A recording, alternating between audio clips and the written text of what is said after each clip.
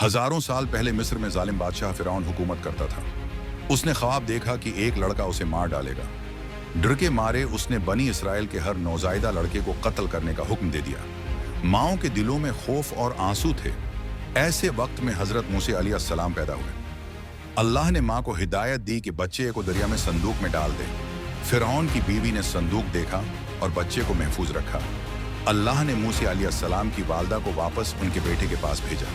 यूं अल्लाह ने दुश्मन के महल में भी बच्चे की हिफाजत की। मूसा अलैहिस्सलाम जवान हुए। एक दिन उन्होंने जुल्म का शिकार शख्स की मदद की, मगर गलती से एक मिस्री को मार दिया। डर के मारे वो मिस्र छोड़कर मदीन की तरफ रवाना हुए। मदीन पहुंचकर मूसा अलैहिस्सलाम ने कन्वे पर 2 लड़कियों की मदद की। उनकी सिफारिश पर मूसा अलैहिस्सलाम शुएब के घर रहने लगे। उन्होंने शुएब की बेटी से शादी की और 10 साल यहाँ सब्र और हिकमत सीखते रहे। एक रात मूसा अलैहिस्सलाम पहाड़ तौर पर आगे देख कर गए। अल्लाह ने उन्हें नबूत अता की और असा व यदी बेजा दी। उन्हें हुक्म दिया गया कि फिरौन को पैगाम पहुंचाएं और हारून अलैहिस्सलाम उनके मददगार बने। मूसा अलैहिस्सलाम और हारून अलैहिस्सलाम फिरौन के पास गए।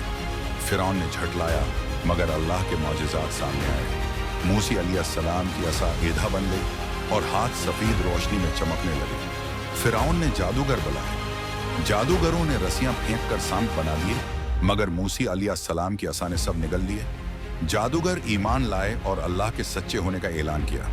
अल्लाह ने मूसा अलैहिस्सलाम को हुक्म दिया कि बनी इसराइल को मिस्र से निकालो। मूसा अलैहिस्सलाम ने असा मारकर दरियाए नील में रास्ता बनाया। फिरौन की फौज डूब गई और बनी इसराइल महफूज हो गए।